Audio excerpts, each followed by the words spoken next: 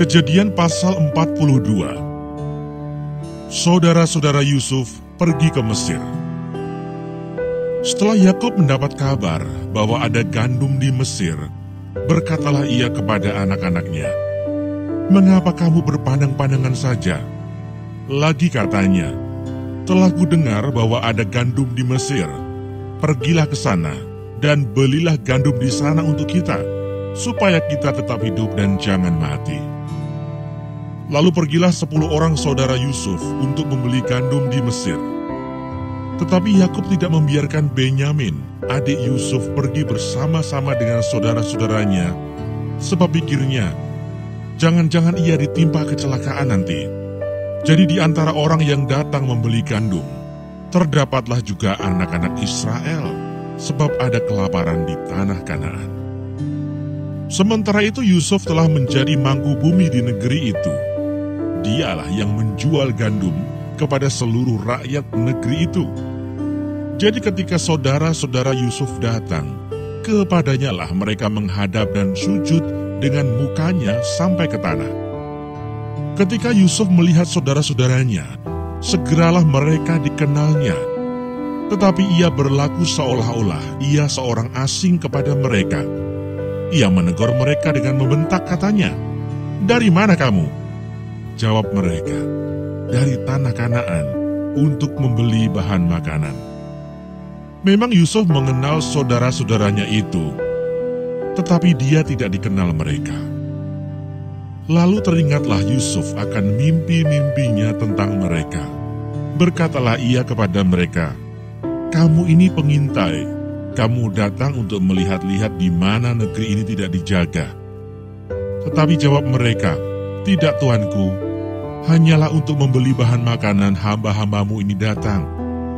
Kami ini sekalian anak dari satu ayah.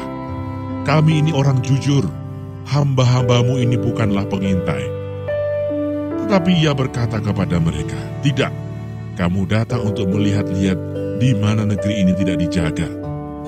Lalu jawab mereka, "Hamba-hambamu ini 12 orang. Kami bersaudara, anak dari satu ayah di tanah Kanaan.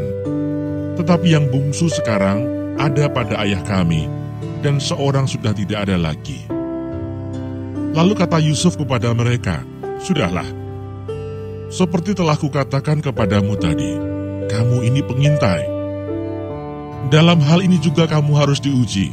Demi hidup Firaun, kamu tidak akan pergi dari sini jika saudaramu yang bungsu itu tidak datang kemari. Suruhlah seorang daripadamu untuk menjemput adikmu itu. Tetapi kamu ini harus tinggal terkurung di sini. Dengan demikian perkataanmu dapat diuji apakah benar, dan jika tidak, demi hidup Firaun, sungguh-sungguhlah kamu ini pengintai." Dan dimasukkannya lah mereka bersama-sama ke dalam tahanan 3 hari lamanya. Pada hari yang ketiga berkatalah Yusuf kepada mereka, "Buatlah begini, maka kamu akan tetap hidup. Aku takut akan Allah. Jika kamu orang jujur, biarkanlah dari kamu bersaudara tinggal seorang terkurung dalam rumah tahanan. Tetapi pergilah kamu, bawalah gandum untuk meredakan lapar seisi rumahmu. Tetapi saudaramu yang bungsu itu haruslah kamu bawa kepadaku, supaya perkataanmu itu ternyata benar dan kamu jangan mati." Demikianlah diperbuat mereka. Mereka berkata seorang kepada yang lain, "Betul-betullah kita menanggung akibat dosa kita terhadap adik kita itu.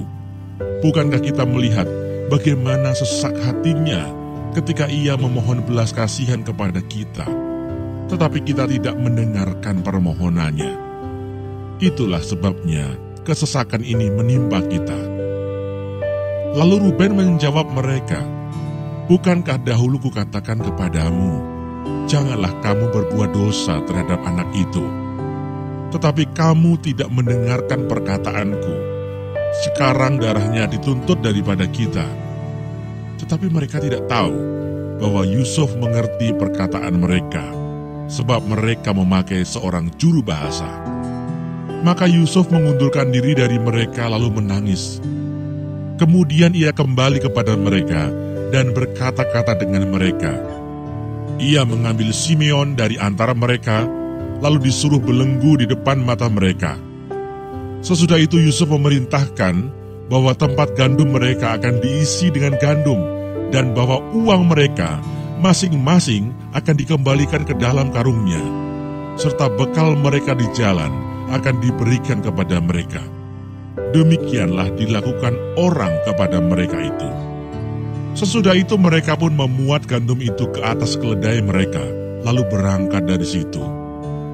Ketika seorang membuka karungnya untuk memberi makan keledainya di tempat bermalam, dilihatnyalah uangnya ada di dalam mulut karungnya. Katanya kepada saudara-saudaranya, "Uangku dikembalikan. Lihat, ada dalam karungku." Lalu hati mereka menjadi tawar, dan mereka berpandang-pandangan dengan gemetar, serta berkata, "Apakah juga yang diperbuat Allah terhadap kita?" Ketika mereka sampai kepada Yakub, ayah mereka di tanah Kanaan, mereka menceritakan segala sesuatu yang dialaminya. Katanya, "Orang itu, yakni yang menjadi tuan atas negeri itu, telah menegur kami dengan membentak dan memperlakukan kami sebagai pengintai negeri itu. Tetapi kata kami kepadanya, 'Kami orang jujur, kami bukan pengintai. Kami 12 orang bersaudara, anak-anak ayah kami, seorang sudah tidak ada lagi, dan yang bungsu ada sekarang pada ayah kami di tanah Kanaan.' Lalu kata orang itu, yakni yang menjadi tuan atas negeri itu, kepada kami, 'Dari hal ini aku akan tahu apakah kamu orang jujur. Dari kamu bersaudara, haruslah kamu tinggalkan seorang padaku. Kemudian bawalah gandum untuk meredakan lapar seisi rumahmu, dan pergilah. Lalu bawalah kepadaku saudaramu yang bungsu itu, maka aku akan tahu bahwa kamu bukan pengintai, tetapi orang jujur. Dan aku akan mengembalikan saudaramu itu kepadamu, dan bolehlah kamu menjalani negeri ini dengan bebas.' Ketika mereka mengosongkan karungnya, tampaklah ada pundi-pundi uang masing-masing dalam karungnya. Dan ketika mereka beserta ayah mereka melihat pundi-pundi uang itu, ketakutanlah mereka. Dan Yakub ayah mereka berkata kepadanya, 'Kamu membuat aku kehilangan anak-anakku. Yusuf tidak ada lagi, dan Simeon tidak ada lagi. Sekarang Benyamin pun hendak kamu bawa juga. Aku inilah yang menanggung segala-galanya itu.' Lalu berkatalah Ruben kepada ayahnya, 'Kedua anakku laki-laki boleh engkau bunuh, jika ia tidak kubawa kepadamu. Serahkanlah dia ke dalam tanganku, maka dia akan kubawa kembali kepadamu.' Tetapi jawabnya, 'Anakku itu tidak akan pergi ke sana bersama-sama dengan kamu, sebab kakaknya telah mati, dan hanya dialah yang tinggal. Jika dia ditimpa kecelakaan di jalan yang akan kamu tempuh, maka tentulah kamu akan menyebabkan aku yang ubanan ini turun ke dunia orang mati karena duka cita.'